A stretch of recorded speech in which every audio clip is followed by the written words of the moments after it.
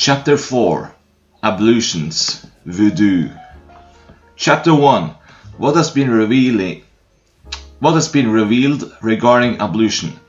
Chapter 2 No Salat prayer is accepted without ablution, yet to remove the small hadith by ablution or the big hadith by taking a bath. Narrated Abu Huraira. Allah's Messenger said, the prayer of a person who does a hadat, passes urine, stool or wind, is not accepted till he performs the ablution. A person from Hadramaut asked Abu Huraira, what is hadat? Abu Huraira replied, hadat means the passing of wind. Chapter 3 The superiority of ablution and al-gur mahajalun. The parts of the body of the Muslims washed in ablution will shine on the day of resurrection, and the angel will call them by that name.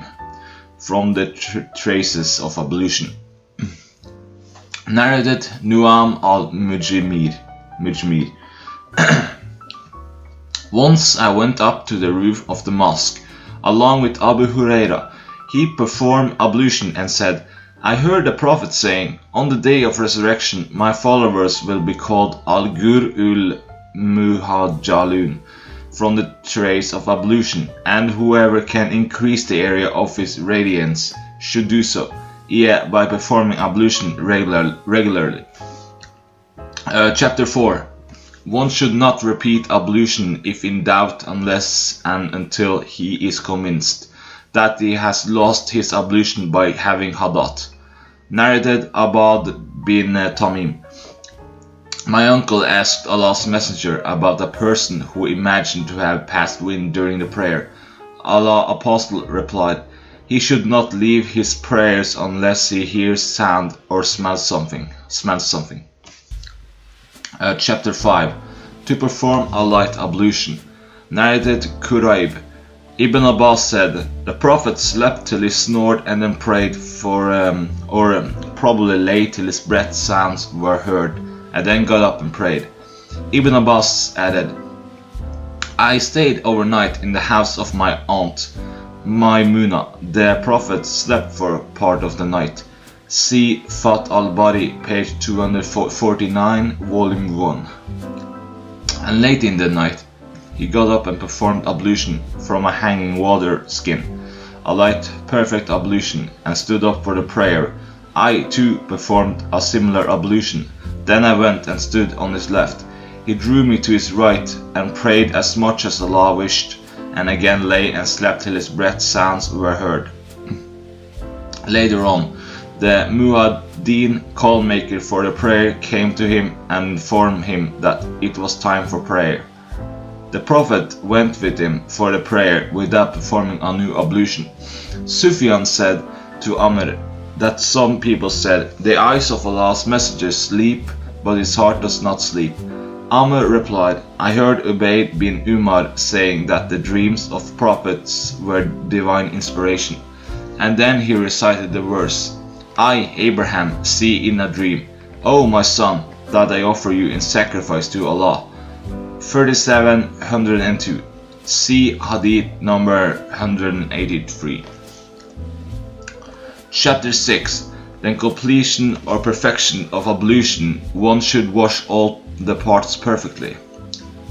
Narrated Usama bin Zayd. Allah's Messenger proceeded from Arafat till when he reached the mountain pass.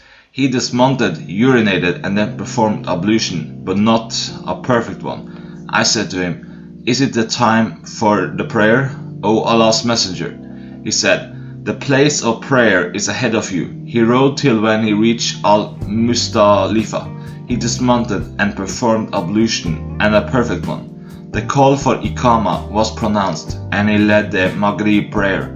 Then everybody made his camel kneel down at its place. Then the Iqama was pronounced for the Isha prayer, with which the Prophet led, and no prayer was offered in between the two prayers, Isha and Maghrib. Chapter 7 To wash the face with both hands by a handful of water. Narrated Ata bin Yasar. Ibn Abbas performed ablution and washed his face in the following way. He ladled out a handful of water, rinsed his mouth and washed his nose with it by putting it in water and then blowing it out. He then took another handful of water and did like this gesturing, joining both hands, and washed his face, took another handful of water and washed his right forearm. He again took another handful of water and washed his left forearm, and passed wet hands over his head, and took another handful of water and poured it over his right foot up to his ankles, and washed it thoroughly, and similarly took another handful of water and washed thoroughly his left foot up to the ankles, and said, I saw Allah's Messenger performing ablution in this way. Chapter 8. To recite in the name of Allah during every action, and on having sexual relations with one's wife. Narrated Ibn Abbas. The Prophet said, if any one of you on having sexual relations with his wife said, and he must say it before starting, in the name of Allah, O Allah, protect us from Satan, and also protect what you bestow upon us, the coming offspring from Satan. And if it is destined that they should have a child, then Satan will never be able to harm that offspring. Chapter 9. What to say while going to the lavatory water closet. Narrated Anas. Whenever the Prophet went to answer the call of nature, he used to say, Allahumma inna aduhu bika minal kubiti wal kaba'it. O Allah, I seek refuge with you from all offensive and wicked things, evil deeds and evil spirits. Chapter 10. Providing water at the lavatories for washing the private parts after answering the call of nature. Narrated Ibn Abbas. Once the Prophet entered a lavatory and I placed water for his ablution. He asked, who placed it? He was informed accordingly, and so he said, O Allah, make him Ibn Abbas a learned scholar in religion, Islam. Chapter 11. While urinating or defecating, never face the Qibla except when you are screened by a building or a wall or something like that. Narrated Abu Ayyub al-Ansari. Allah's Messenger said, if any one of you goes to an open space for answering the call of nature, he should neither face nor turn his back towards the Qibla. He should either face the east or the west. Chapter 12. Defecating while sitting over two bricks. Narrated Abdullah bin Umar. People say, whenever you sit for answering the call of nature, you should not face the Qibla or Baitul Maqdis, Jerusalem. I told them, once I went up the roof of our house, and I saw Allah's Apostle answering the call of nature while sitting on two bricks facing Baitul Maqdis, Jerusalem, but there was a screen covering him. Fath al-Bari, page 258, volume 1. Chapter 13. The going out of women for answering the call of nature. Narrated Aisha. The wives of the Prophet used to go to Al-Manasi, a vast open place near Baqi at Medina, to answer the call of nature at night. Umar used to say to the Prophet, let your wives be veiled, but Allah's Apostle did not do so. On one night, Sada bint Sama, the wife of the Prophet, went out at Isha time, and she was a tall lady. Umar addressed her and said, I have recognized you, O Sada. He said so, as he desired eagerly that the verses of Al-Hijab, the observing of veils by the Muslim woman, may be revealed. So Allah revealed the verses of Al-Hijab, a complete body cover excluding the eyes. Narrated Aisha. The Prophet said to his wives, you are allowed to go out to answer the call of nature. Chapter 14. The defecate in houses. Narrated Abdullah bin Umar. I went up to the roof of Hafsa's house for some job, and I saw Allah's Messenger answering the call of nature facing Sham, Syria, Jordan, Palestine and Lebanon, regarding as one country. with his back towards the Qibla. See Hadith number 147. Narrated Abdullah bin Umar. Once I went up the roof of our house and saw Allah's Messenger answering the call of nature while sitting over two bricks facing Baitil Maqdis, Jerusalem. See Hadith number 147. Chapter 15.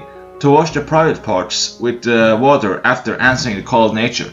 Narrated Anas bin Malik. Whenever Allah's Messenger went to answer the call of nature, I, along with another boy, used to accompany him with a tumbler full of water. Hisham commented, so that he might wash his private parts with it.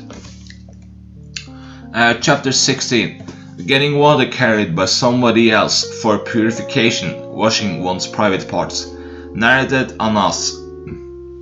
Whenever Allah's Messenger went to answer the call of nature, I, along with another boy from us, used to go behind him with a tumbler full of water. Chapter 17. To carry an anasa, spearheaded stick, along with the water for washing the private parts after answering the call of nature. Narrated Anas bin Malik. Whenever Allah's Messenger went to answer the call of nature, I, along with another boy, used to carry a tumbler full of water for cleaning the private parts and a short spear or stick. Chapter 18. It is forbidden to clean the private parts with the right hand. Narrated Abu Qatada. Allah's Messenger said, Whenever any one of you drinks water, he should not breathe in the drinking utensil, and whenever any one of you goes to a lavatory, he should neither touch his penis nor clean his private parts with his right hand. Chapter 19. While passing urine, one should not hold his penis with his right hand. Narrated Abu Qatada. The Prophet said, whenever any one of you makes water, he should not hold his penis to clean his private parts with his right hand, and while drinking, one should not breathe in the drinking utensil.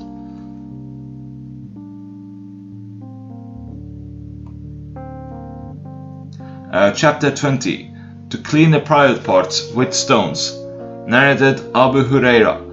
I followed the Prophet while he was going out to answer the call of nature. He used not to look this way or that, so when I approached near him, he said to me, Fetch for me some stones for cleaning the private parts, or said something similar, and do not bring a bone or a piece of dung. So I brought the stones in a corner of my garment and placed them by his side, and I then went away from him. When he finished from answering the call of nature, he used them. Chapter 21. Do not clean the private parts with dung. Narrated Abdullah. The Prophet went out to answer the call of nature and asked me to bring 3 stones. I found 2 stones and searched for a third but could not find it. So took a dried piece of dung and brought it to him. He took the 2 stones and threw away the dung and said, This is a filthy thing. Chapter 22. The washing of the body parts, the parts which are washed in ablution, once only while performing ablution. Narrated Ibn Abbas. The Prophet performed ablution by washing the body parts only once. Chapter 23. The washing of the body parts twice while performing ablution. Narrated Abdullah bin Said. The Prophet performed ablution by washing the body parts twice. Chapter 24. The washing of the parts thrice while performing ablution. Narrated Humran. The slave of Uthman. I saw Uthman bin Affan asking for a tumbler of water, and when it was brought, he poured water over his hands and washed them thrice, and then put his right hand in the water container and rinsed his mouth, washed his nose by putting water in it and then blowing it out. Then he washed his face and forearms up to the elbows thrice, passed his wet hands over his head and washed his feet up to the ankles thrice. Then he said, Allah's Messenger said, if anyone performs ablution like that of mine and offers a 2 rakat prayer, during which he does not think of anything else, not related to the present prayer, then his past sins will be forgiven. After performing the ablution, Uthman said, I am going to tell you a hadith which I would not have told you. had I not been compelled by a certain holy verse. Sub-narrator Urva said, This verse is, verily, those who conceal the clear signs and the guidance which we have sent down. 259. I heard a prophet saying, if a man performs ablution perfectly and then offers the compulsory congregational prayer, Allah will forgive his sins committed between that prayer and the next prayer till he offers it. Chapter 25. The cleaning of the nose by putting water in it and then blowing it out during ablution. Narrated Abu Huraira. The Prophet said, whoever performs ablution should clean his nose with the water by putting the water in it and then blowing it out. And whoever cleans his private parts with stone should do it with odd number of stones. Chapter 26. To clean the private parts with odd number of stones. Narrated Abu Huraira. Allah's Messenger said, if any one of you performs ablution, he should put water in his nose and then blow it out, and whoever cleans his private parts with stones should do so with odd numbers, and whoever wakes up from his sleep should wash his hands before putting them in the water for ablution, because nobody knows where his hands were during sleep. Chapter 27. Washing both feet, and it is not sufficient to pass wet hands over the feet. Narrated Abdullah bin Amr. The Prophet remained behind us on a journey. He joined us while we were performing ablution for the Asr prayer, which was overdue, and we were just passing wet hands over our feet, not washing them thoroughly. So he addressed us in a loud voice, saying twice, save your heels from the fire! Chapter 28. To rinse the mouth with water while performing ablution. Narrated Humran, the freed slave of Uthman bin Affan. I saw Uthman bin Affan asking for a tumbler of water to perform ablution, and when it was brought, he poured water from it over his hands and washed them thrice, and then put his right hand in the water container and rinsed his mouth and washed his nose by putting water in it and then blowing it out. Then he washed his face thrice and then forearms up to the elbows thrice, then passed his wet hands over his head and then washed each foot thrice. After that Uthman said, I saw the Prophet performing ablution like this of mine, and he said, if anyone performs ablution like that of mine and offers a 2 rakat prayer during which he does not think of anything else not related to the present prayer, then his past sins will be forgiven. Chapter 29. The washing of heels during ablution. Narrated Muhammad ibn Ziyad. I heard Abu Huraira saying as he passed by us while the people were performing ablution from a utensil containing water, performing ablution perfectly and thoroughly for Abul Qasim, the Prophet, said, save your heels from the hellfire. Chapter 30. Washing the feet when one is wearing the shoes and it is not sufficient for one to pass a wet hand over the shoes, but one should take off the shoes and wash one's feet. Narrated Ubayd ibn Jurai. I asked Abdullah bin Umar, O Abu Abdur Rahman, I saw you doing 4 things which I never saw being done by any one of your companions.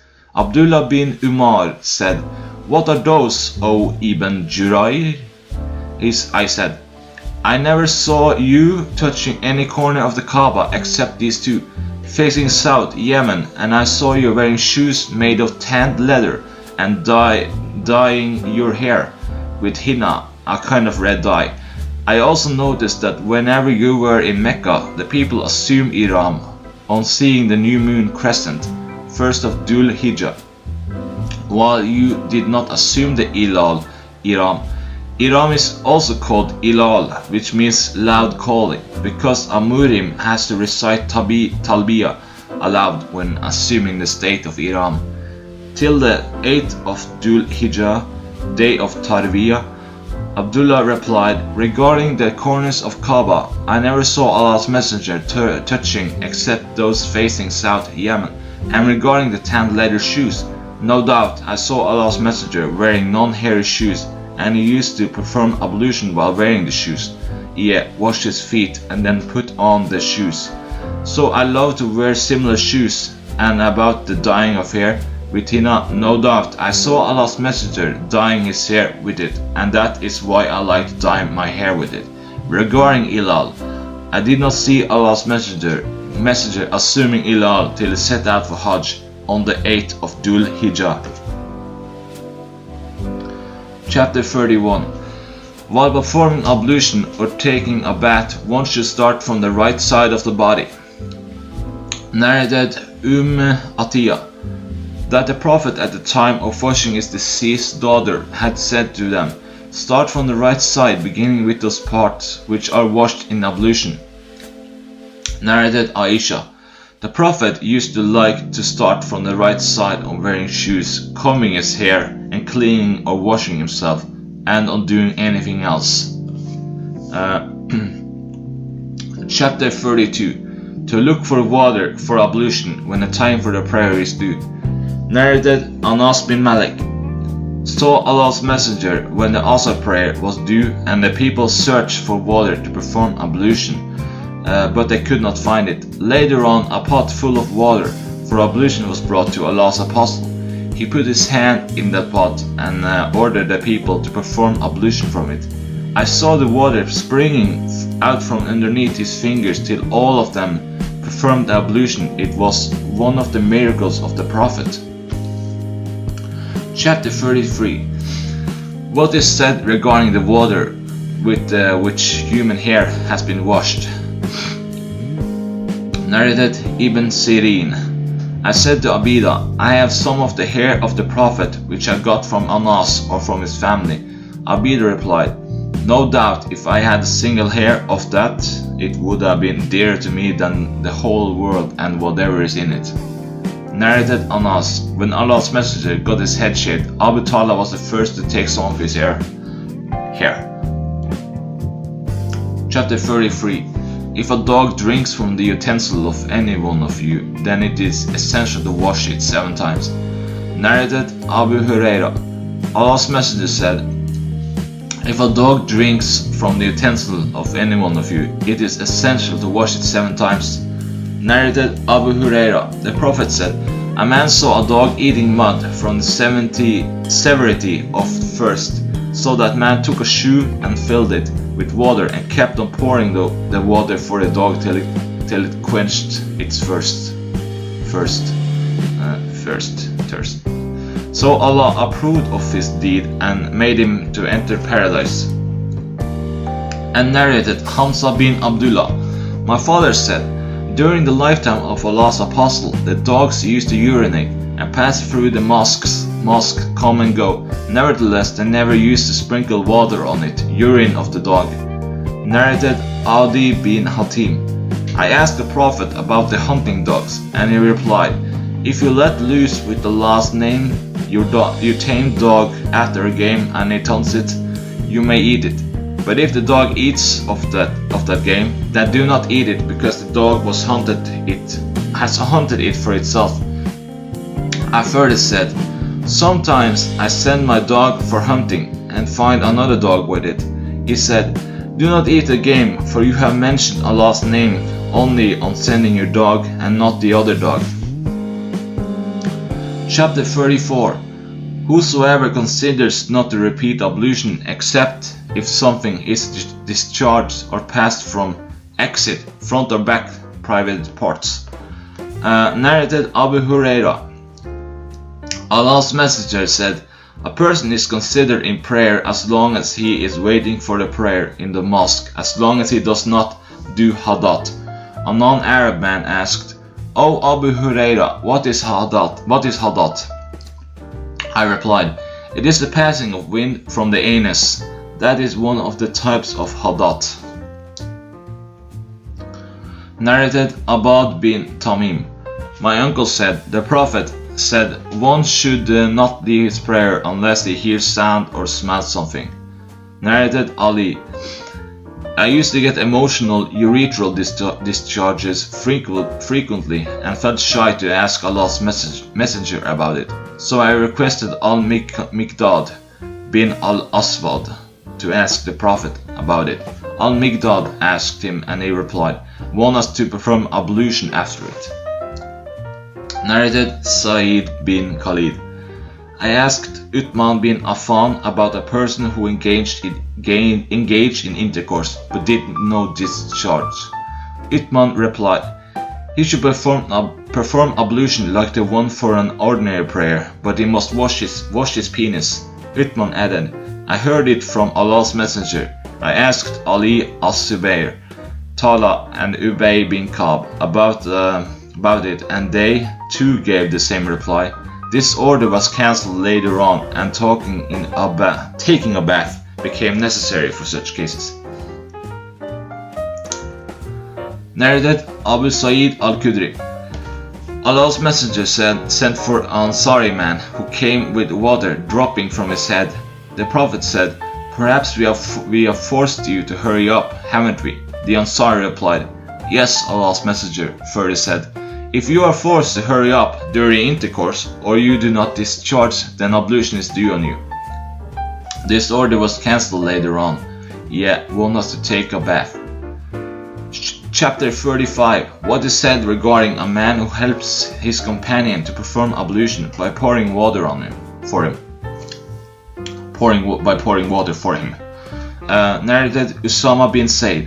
When Allah's Messenger departed from Arafat, he turned towards a mountain pass where he answered the call of nature. After he had finished, I poured water and he performed ablution, and then I said to him, "O Allah's Messenger, will you offer the prayer?"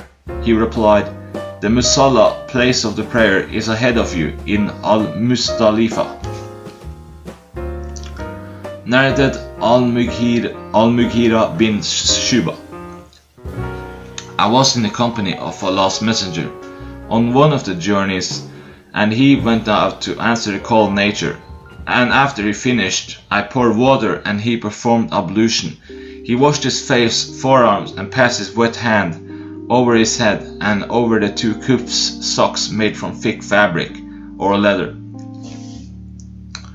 Chapter 36. The recitation of Quran or doing other invocations, etc. after Hadat. Narrated Abdullah bin Abbas, that he stayed overnight in the house of Maymuna, the wife of the Prophet. His aunt, he added, I lay on the bed, cushioned transversely, while Allah's Messenger and his wife lay in the lengthwise direction of the cushion. Allah's Messenger slept till the middle of the night, either a bit before or a bit after it, and then woke up, rubbing the traces of sleep of his face with his hands. He then recited the last 10 verses of Surah Al-Imran, got up and went to a hanging water skin. He then performed the ablution from it, and it was a perfect ablution, and then stood up to offer the prayer. I too got up and did as the Prophet had done. Then I went and stood by his side. He placed his right hand on my head. He placed his right hand on my head and caught my right ear and twisted it. He prayed 2 rakat, then 2 rakat, and 2 rakat, and then 2 rakat, and then 2 rakat, and then 2 rakat, separately 6 times, and finally 1 rakah, the witr. Then he lay down again in the bed till Muad'in came to him, whereupon the Prophet got up, offered a 2 light rakat prayer, and went out and led the Fajr prayer. Chapter 37. Whoever does not repeat ablution except after falling into deep sleep, losing consciousness completely. Narrated Asma bint Abu Bakr. I came to Aisha, the wife of the Prophet, during the solar eclipse. The people were standing and offering the prayer, and she was also praying. I asked her, what is wrong with the people? She beckoned with her hand towards the sky and said, Subhanallah. I asked her, is there a sign? She pointed out, yes. So I too stood for the prayer till I fell unconscious, and later on I poured water on my head. After the prayer, Allah's Messenger praised and glorified Allah and said, just now I have seen something which I never saw before at this place of mine, including paradise and hell. I have been inspired and have understood that you will be put to trials in your graves, and these trials will be like the trials of Dajjal, or nearly like it. The sub-narrated is not sure of what Asma said. Angels will come to every one of you and ask, "What do you know about this man?" A believer will reply, "He is Muhammad, Allah's messenger, and he came to us with self-evident truth and guidance. So we accepted his teaching, believed and followed him." Then the angel will say to him to sleep in peace, as they have come to know that he was a believer. On the other hand, a hypocrite or a doubtful person will reply, "I do not know, but heard the people saying something, and so I said the same." Chapter 38. To pass wet hands over the whole head during ablution. Narrated Yahya al-Masini. Person asked Abdullah bin Said, who was the grandfather of Amr bin Yahya, "Can you show me how Allah's messenger used to perform ablution?" Abdullah bin Said replied in the affirmative and asked for water. He poured it on his hands and washed them twice. Then he rinsed his mouth thrice and washed his nose with water thrice by putting water in it and blowing it out. He washed his face thrice, and after that he washed his forearms up to the elbows twice, and then passed his wet hands over his head from its front to its back, and vice versa, beginning from the front and taking them to the back of his head up to the nape of the neck, and then brought them to the front again from where he had started, and washed his feet up to the ankles. Chapter 39. The washing of feet unto the ankles. Narrated Amr. My father saw Amr bin Abi Hassan asking Abdullah bin Said about the ablution of the Prophet. Abdullah bin Said asked for earthenware pot containing water, and in front of them performed ablution like that of the Prophet. He poured water from the pot over his hand and washed his hands thrice, and then he put his hands in the pot and rinsed his mouth and washed his nose by putting water in it and then blowing it out with 3 handfuls of water. Again he put his hand in the water and washed his face thrice, and washed his forearms up to the elbows twice, and then put his hands in water and then passed them over his head by bringing them to the front and then to the rear of the head once, and then he washed his feet up to the ankles. Chapter 40. The using of the remaining water after ablution. Narrated Abu Juhayfa. Allah's messenger came to us at noon, and water for ablution was brought to him. After he had performed ablution, the remaining water was taken by the people, and they started smearing their bodies with it, as a blessed thing. The Prophet offered 2 rakat of the Sur prayer, and then 2 rakat of the Asr prayer, while a short spear or stick was there, as a sutra in front of him. Abu Musa said, the Prophet asked for a tumbler containing water, and washed both his hands and face in it, and then threw a mouthful of water in the tumbler and said to both of us, Abu Musa and Bilal, drink from the tumbler and pour some of its water on your faces and chests. Narrated Ibn Shihab.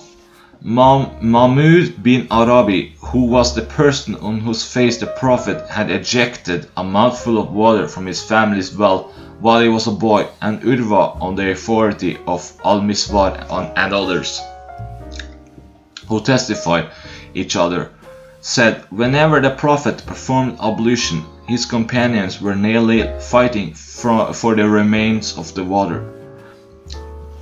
Chapter 40. Narrated As-Sa'ib bin Yazid. My aunt took me to the Prophet and said, O Allah's Messenger, this son of my sister has got a disease in his legs. So he passed his hands on my head and prayed for Allah's blessing for me. Then he performed ablution, and I drank from the remaining water.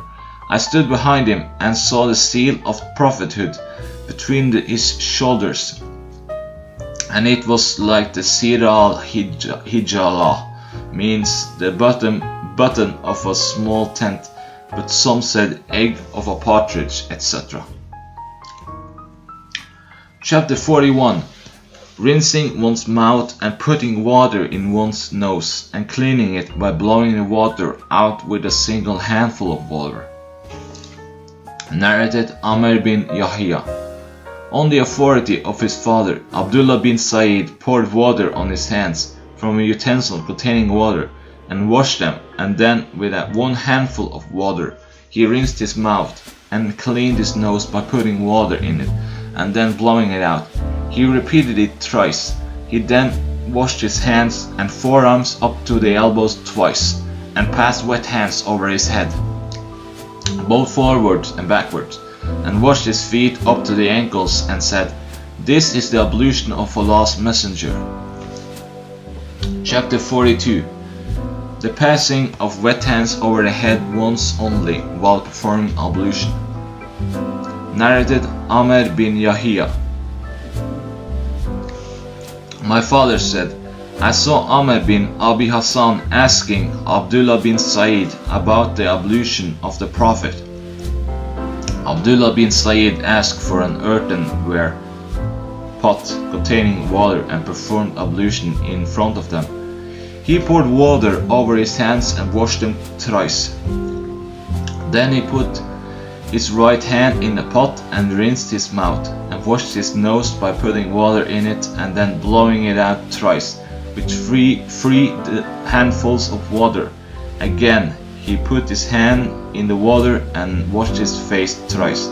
After that he put his hand in the pot and washed his forearms up to the elbows twice, and then again put his hand in the water and passed wet hands over his head by bringing them to the front, then to the back, and once more he put his hand in the pot and washed his feet up to the ankles.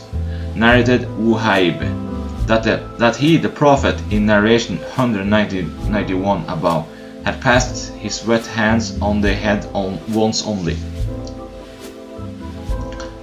Chapter 43. The performance of ablution by a man along with his wife. The utilization of water remaining after a woman has performed ablution. Umar performed ablution with warm water and with water brought from the house of a Christian woman. Narrated Abdullah bin Umar. During the lifetime of Allah's Messenger, men and women used to perform ablution together. Chapter 44. The sprinkling of remaining water after performing ablution on an unconscious person by the Prophet saw. Narrated Jabir. Allah's Messenger came to visit me while I was sick and unconscious.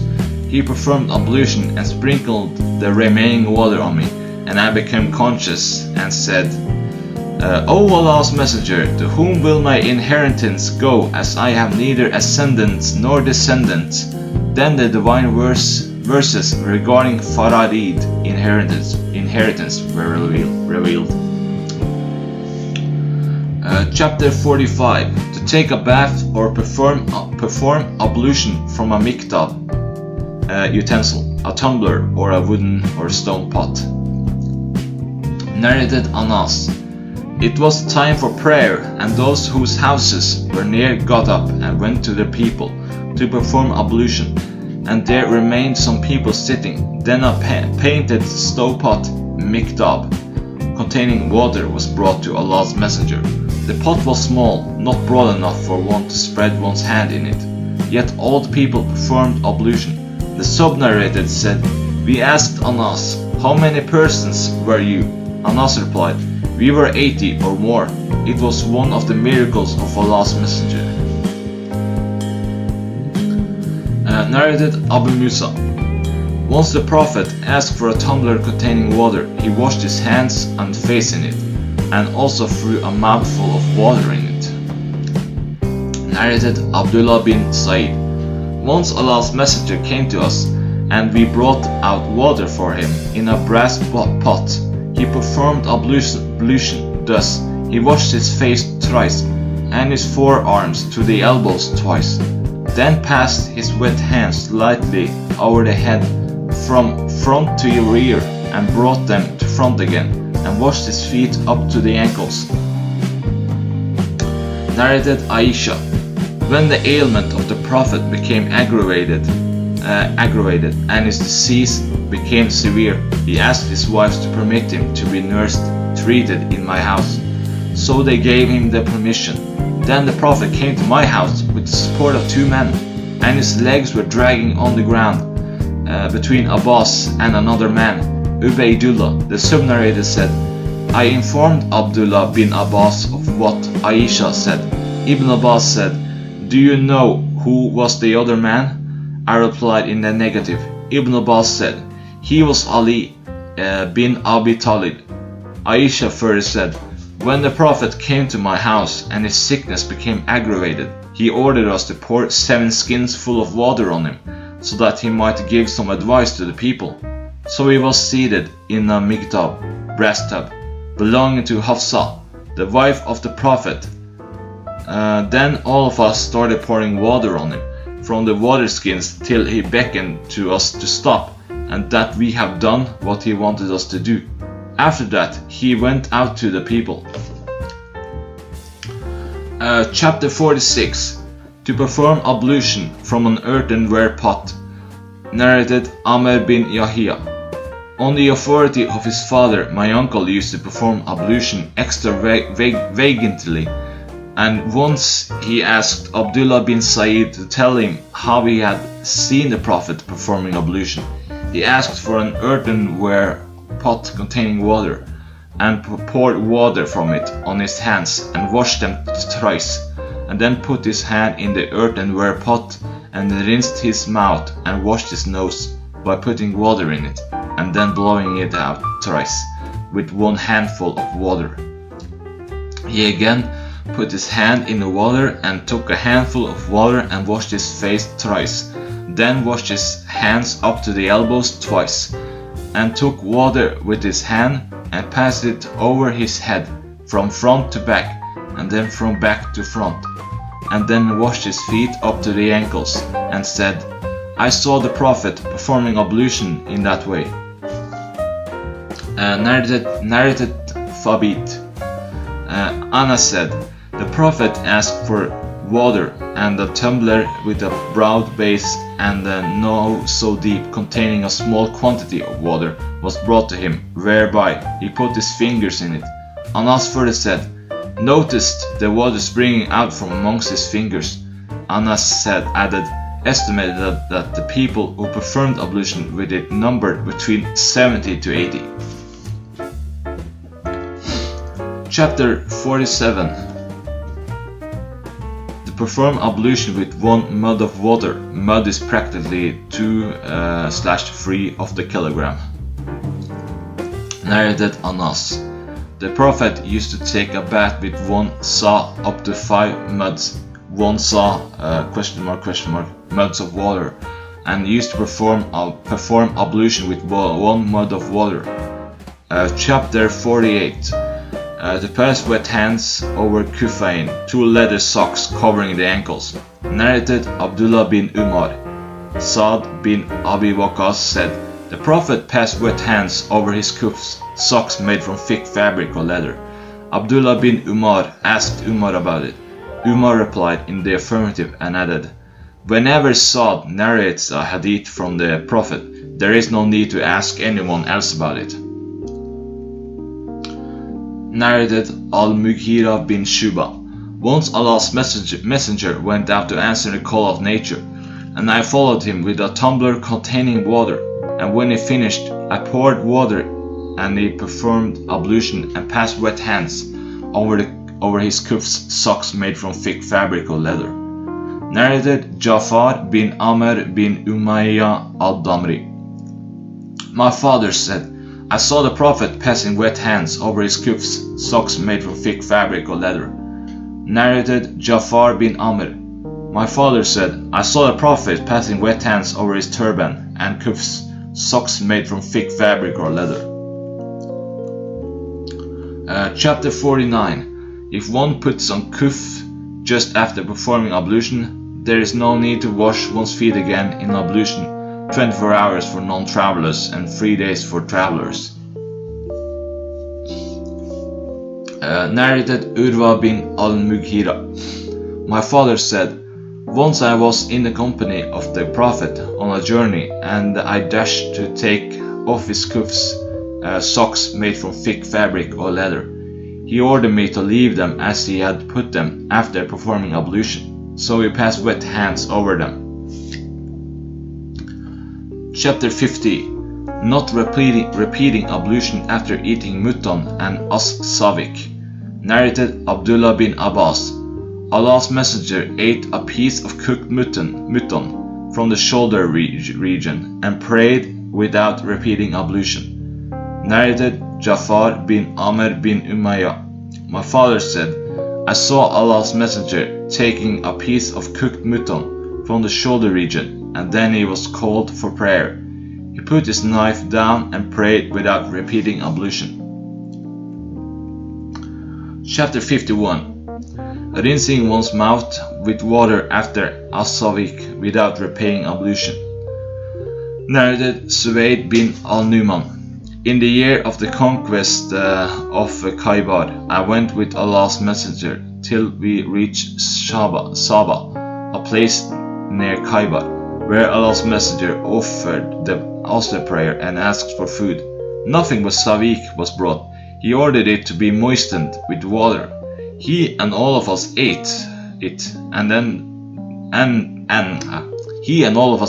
and the Prophet got up for the evening prayer, Maghrib prayer, rinsed his mouth with water, and we did the same, and he then prayed without repeating the ablution. Narrated Maimuna. The Prophet ate a piece of mutton from the shoulder region and then prayed without repeating the ablution. Chapter 52. Whether to rinse the mouth after drinking milk. Narrated Ibn Abbas. Allah's Messenger drank milk, rinsed his mouth and said, it has fat. Chapter 53. Ablution after sleep. And whoever considers it unnecessary to repeat ablution after dozing once or twice or after nodding once in slumber. Narrated Aisha. Allah's Messenger said, if any one of you feels drowsy while praying, he should go to bed, sleep, till his slumber is over, because in praying involves drowsy, one does not know whether one is asking for forgiveness or for a bad thing for oneself. Narrated Anas. The Prophet said, if any one of you feels drowsy while praying, he should sleep till he understands what he is saying, reciting. Chapter 54. To perform ablution even on having no hadat. Narrated Amr bin Amir. Anas said, the Prophet used to perform ablution for every prayer. I asked, Anas, what did he used to do? Anas replied, we used to pray with the same ablution until we break it with the hadat. Narrated Suwaid bin Numan. In the year of the conquest of Khaybar, I went with Allah's Messenger till we reached As-Saba, where Allah's Messenger led the Asr prayer and asked for the food. Nothing but savik was brought, and we ate it and drank water. The Prophet got up for the Maghrib prayer, rinsed his mouth with water, and then led the prayer without repeating the ablution. Chapter 55. One of the major sins is not to protect oneself, one's clothes and body from one's urine, yet from being soiled with it. Narrated Ibn Abbas. Once the Prophet, while passing through one of the graveyards of Medina or Mecca, heard the voices of two persons who were being tortured in their graves. The Prophet said, these two persons are being tortured not for a major sin to avoid. The Prophet then added, yes, they are being tortured for a major sin. Indeed, one of them never saved himself from being soiled with his urine, while the other used to go about with calumnies to make enmity between friends. The Prophet then asked for a green leaf of a date palm tree, broke it into 2 pieces, and put one on each grave. On being asked why he had done so, he replied, "I hope that the torture might be lessened till these get dried." Chapter 56. What is said regarding washing out urine. Narrated Anas bin Malik. Whenever the Prophet went to answer the call of nature, I used to bring water with which he used to clean his private parts. Chapter 56. Narrated Ibn Abbas. The Prophet once passed by two graves and said, "These two persons are being tortured, not for a major sin to avoid. One of them never saved himself from being soiled with his urine, while the other used to go about with calumnies to make enmity between friends." The Prophet then took a green leaf of date palm tree, split it into pieces and fixed one on each grave. They said, "O Allah's Apostle, why have you done so?" He replied, "I hope that their punishment might be lessened till the pieces of the leaf become dry." See the footnote of Hadith 215.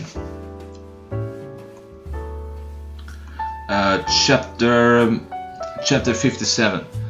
The Prophet saw, and the people left the Bedouin undisturbed till he finished urinating in the mosque. Narrated Anas bin Malik. The Prophet saw a Bedouin making water in the mosque and told the people not to disturb him. When he finished, the Prophet asked for some water and poured it over the urine. Chapter 58. The pouring of water over the urine in the mosque. Narrated Abu Huraira. A Bedouin stood up and started making water in the mosque. The people caught him, but the Prophet ordered them to leave him and to pour a bucket or a tumbler of water over the place where he had passed the urine. The Prophet then said, "You have been sent to make things easy and not to make them difficult." Narrated Anas bin Malik. The Prophet said as above. 219. Chapter 58. The spilling of water over the place where there is the urine. Narrated Anas bin Malik. A Bedouin came and passed urine in one corner of the mosque. The people shouted at him, but the Prophet stopped them till he finished urinating. The Prophet ordered them to spill a bucket of water over that place, and they did so. Chapter 59. The urine of children. Narrated Aisha, the mother of faithful believers.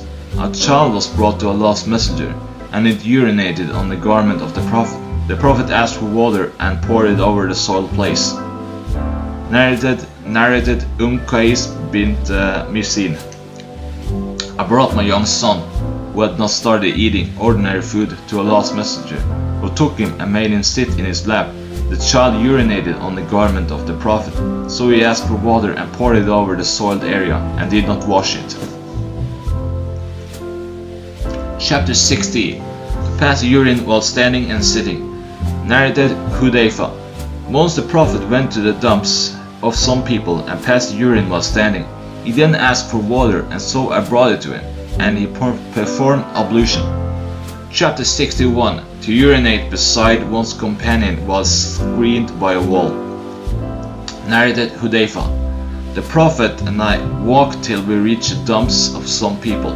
He stood, as any one of you stands, behind a wall and urinated. I went away, but he beckoned me to come.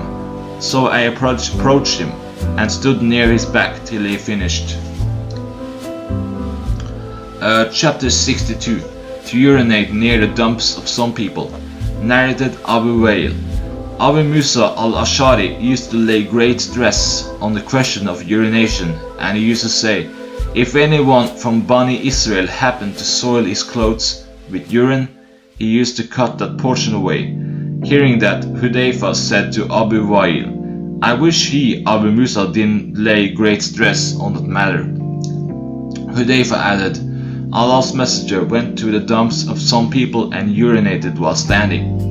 Chapter 63. The washing out of blood.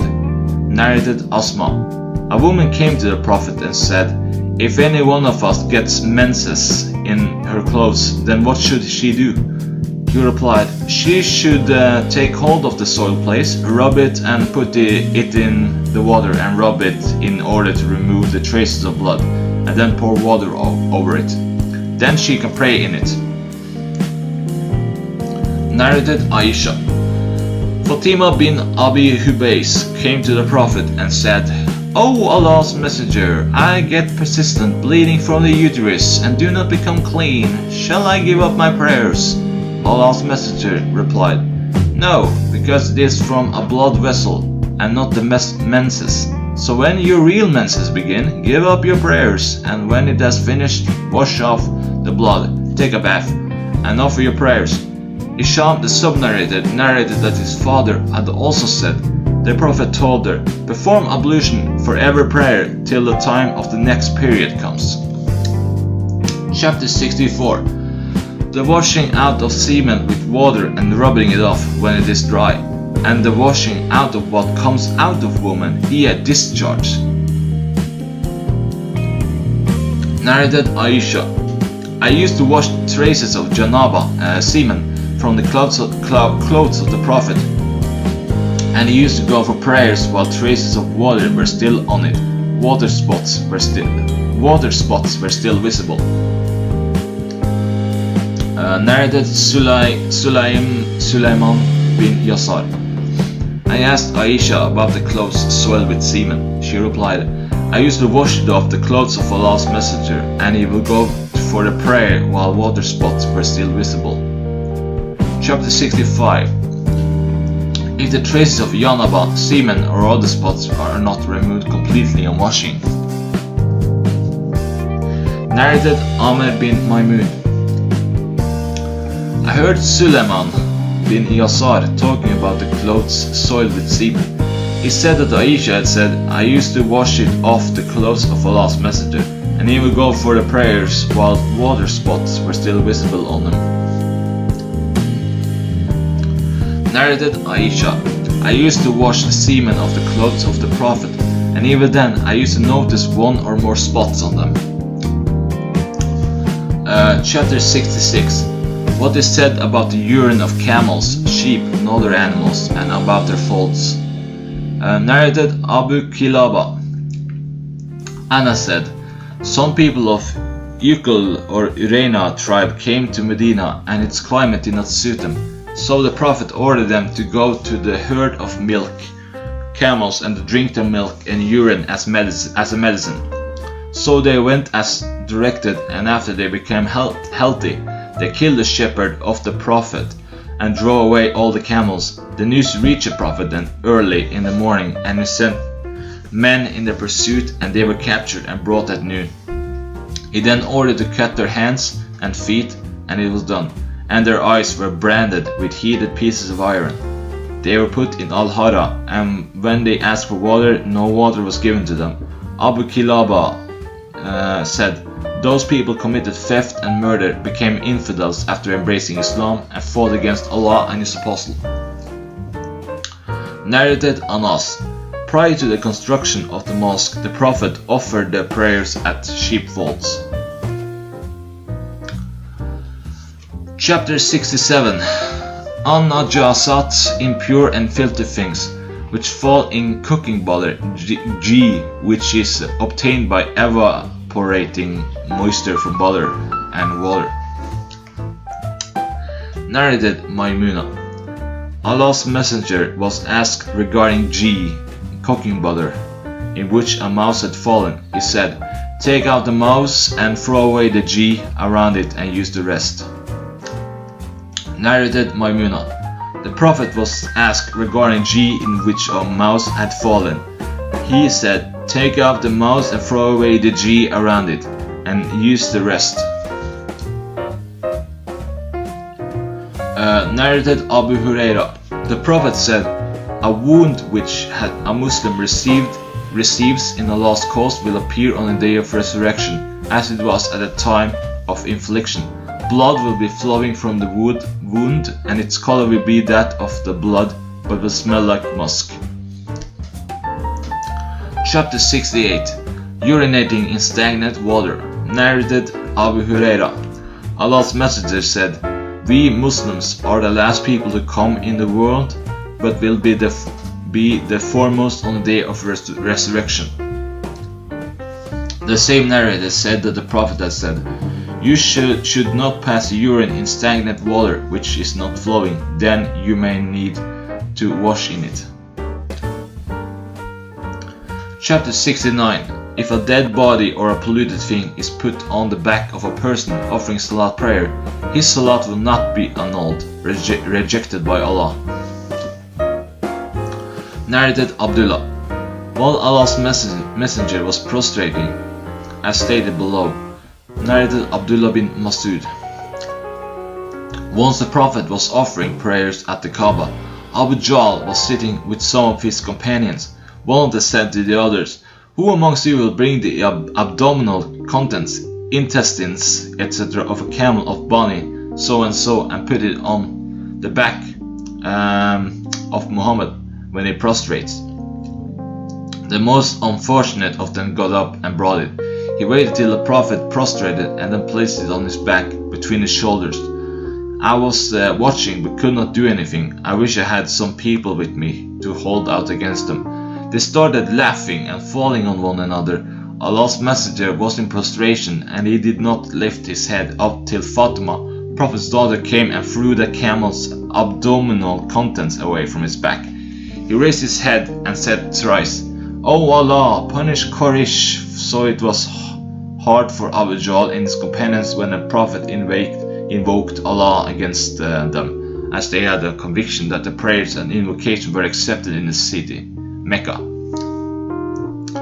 The Prophet said, "O Allah, punish Abu Jahl, Utbah bin Rabi'a, Shayba bin Rabi'a, Al-Walid bin Utbah, Umayyah bin Khalaf, and Uqba bin Al-Mu'it." And he mentioned the seventh, whose name I cannot recall. By Allah, in whose hands my life is. I saw the dead bodies of those persons who were counted by Allah's messenger in the Kalib, one of the wells of Badr. Chapter 70. Spitting or blowing out of the nose or doing similar action in one's own garment. Narrated Anas. The Prophet once spat in his clothes. Chapter 71. It is unlawful to perform ablution with nabid, water in which dates or grapes etc. are soaked and is not yet fermented, or with any other intoxicant. Narrated Aisha. The Prophet said, "All drinks that produce intoxication are haram, forbidden to drink." Chapter 72. Washing blood by a woman of her father's face. Narrated Abu Hashim. Narrated Abu Hasim.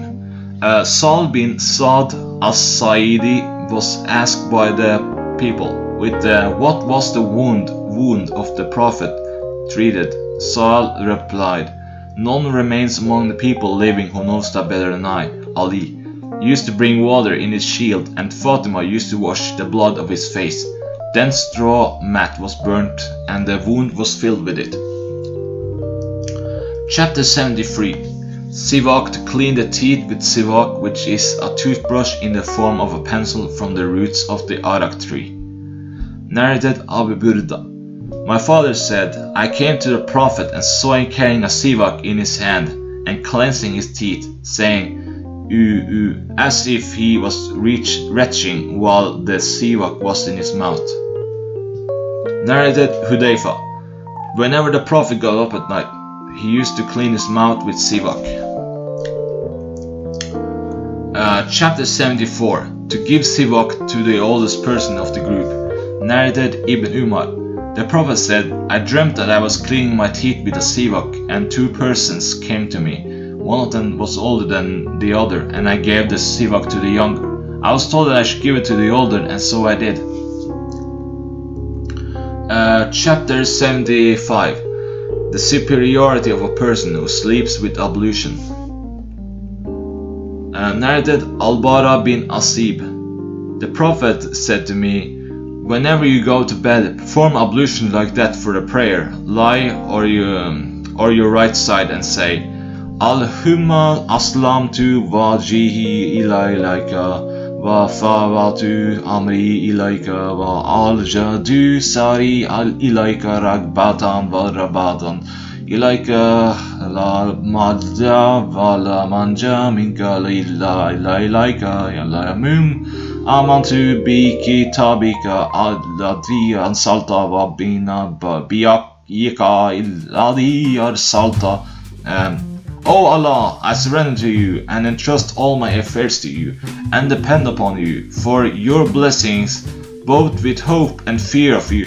There is no fleeing from you, and there is no place of protection and safety except with you. O Allah, I believe in your book, the Quran, which you have revealed, and in your Prophet Muhammad, whom you have sent. Then, if you die on that very night, you will die with faith, or the religion of Islam. Let the aforesaid words be your last utterance before sleep. I repeated it before the Prophet, and when I reached Allahumma amantu bi kitabika laladi ansalta. O Allah, I believe in your book which you have revealed. I said, Wa rasulika, and your apostle. The Prophet said, no, but say, Wa nabiyika ladi arsalta, your Prophet whom you have sent, instead.